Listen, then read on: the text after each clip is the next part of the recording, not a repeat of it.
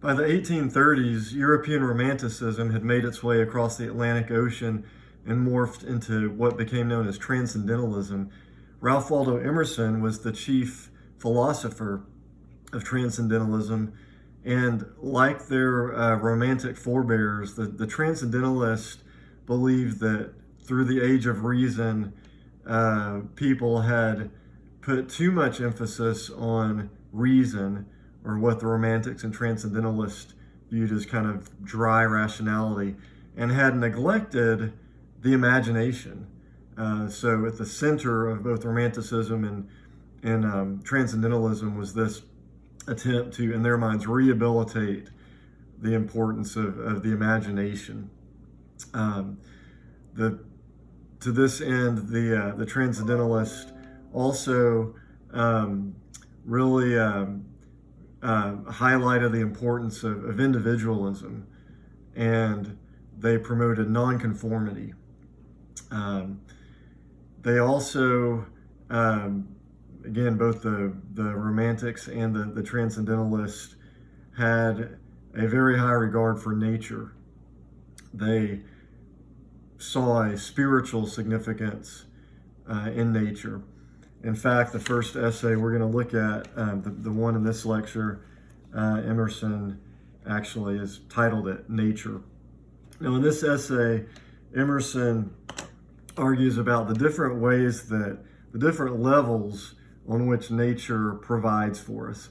If you've ever read Abraham Maslow's hierarchy of needs, it's similar to that in a way that at the lowest level, nature provides for us just in a physical sense, right? It's a commodity. We get our food and shelter from it. And then you move up on the ladder, if you will, and then we appreciate nature for its beauty. So that the aesthetic purposes of nature. Emerson moves on from that to arguing how nature provides us with our language. Really, he has a really interesting discussion in which he points out that most, if not all, words begin as more or less direct metaphors relating to nature. So if I say, I'm going to stay on the straight and narrow, I mean, we use that kind of language so often we forget that that's really a metaphor. The original meaning was literally a straight path, through the woods or something like that. But we use that as a metaphor. So we use nature as a metaphor, to try to grasp more abstract concepts. And from language, ultimately, Emerson moves all the way up to what's he call it? Idealism. No, even higher than that, spirit. So let's take a little bit deeper dive into the essay, and as we do that, I'll tell you a little bit more of Emerson's background. So Emerson's father was a Unitarian minister.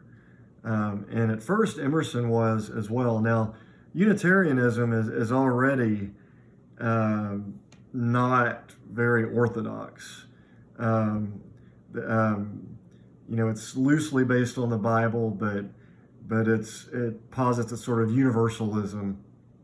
And Emerson took that, even though Unitarianism was already pretty out there. For Emerson, even Unitarianism wasn't far enough. So while Emerson certainly believed in God, he rejected, for instance, the deity of Christ. So he was, I guess you could say, like Jefferson in that regard. He also, so he believed in the general, this is a different book I'm looking at, but with the editor in this book says Emerson believed in the general divinity of humanity, that we essentially are divine in our own right. So Um, you know, so if we look at the very beginning of nature, we get a little taste of Emerson, where Emerson is coming from. He says, "Our age is retrospective. It builds the sepulchres of the fathers. It writes biographies, histories, and criticism. The foregoing generations beheld God and nature face to face, we through their eyes. Why should not we also enjoy an original relation to the universe? Why should not we have a poetry and philosophy of insight and not of tradition?" Emerson railed against tradition, not only on this essay, but in the next one we'll discuss in a different lecture, self-reliance. "And religion by revelation to us, and not the history of theirs." So he's insisting here on, he's saying, that throughout Orthodox Christianity, we have kind of experienced God secondhand, through the dead traditions and books, namely the Word of God, what Orthodox Christians believe is the living Word of God. Now Emerson quoted from the Bible quite a bit, as we'll see, but he's, in his view, we need, rather than to rely on what's been revealed to prophets and in the past, we need to forge our own way. So that's where Emerson starts with the essay, as he's anti-tradition. He does concede what you could call the grand design of the universe. He says, every man's condition is a solution and hieroglyphic to those inquiries he would put. He acts it as life before he apprehends it as truth. In like manner, nature is already, in its forms and tendencies, describing its own design. So if nature is designed, that implies a designer. So again, we can see Emerson doesn't break away from a belief in a grand designer and God, but he has some very unorthodox notions. So let's see. Another aspect of Romanticism, and then the transcendentalism that followed it, in part because they place such a high premium on the imagination and individualism. Both philosophies really idealized children. If you've ever read any William Blake, one of the first British Romantic poets, Blake really he sees children as kind of having true wisdom, being the true poets who they haven't been corrupted yet by society. It's a very Rousseauian notion. The French philosopher Rousseau believed that human nature is inherently good, and that the only thing that messes us up is social strictures and our social institutions and customs. That if we could all just be in nature and free from society, then our world would not be as corrupt. So we see again Emerson harbors that same kind of view. For instance, he says, this is under chapter 1 of the essay Nature, a few paragraphs down. He says, "To speak truly, few adult persons can see nature. Most persons do not see the sun. At least they have a very superficial seeing. The sun illuminates only the eye of the man, but shines into the eye and the heart of the child. The lover of nature is he whose inward and outward senses are still truly adjusted to each other." So I think this valorizing of children the idea that children are more wise than adults. That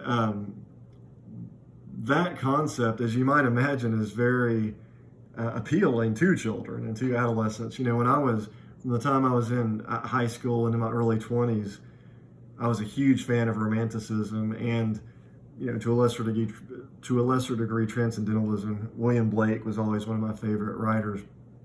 When I got a little older, I became a bit disillusioned with these philosophies, and I'd like to think because I matured a bit and saw. Again, I still think the philosophies have some value. There are some things about Romanticism and Transcendentalism that I still admire and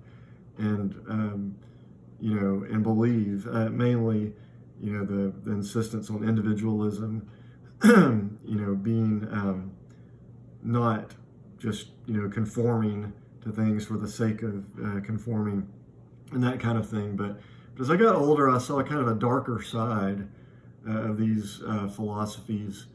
And if you want to get kind of a deeper peek into my take on Transcendentalism in particular, I've posted my essay, the Jackdaw Blooms in Purgatory, on our modules. And if you open that essay, and particularly if you read, say, pages 17 to pages 28, that's where I really kind of dig into my objections to what I see as ultimately the narcissism of Transcendentalism. That it's one thing to insist on being individual, but I think Emerson takes that into a kind of unhealthy territory that becomes narcissistic, and in his kind of stubborn insistence on his own ideas, he, I would say, throws the baby out with the bathwater, because there are things we can learn from tradition. There are things we can learn from people who came before us. John Piper has a term that I think is spot on. He says every generation believes it's the smartest, wisest generation, and that our parents and grandparents were just backwards and ignorant and racist and sexist and all these different labels. But Piper calls that chronological snobbery. And if you think about it, it is kind of snobbish and a bit arrogant for each generation, for each of us to think, oh, well, I'm smarter than everyone who came before. Now, the way I see it, we should evaluate ideas on their merit, not on how old or new they are. There are some old ideas that are horrible, and there are some brand new ideas that are horrible, and there are some old ideas that are true, and some new ideas that are true. But we have a tendency to judge ideas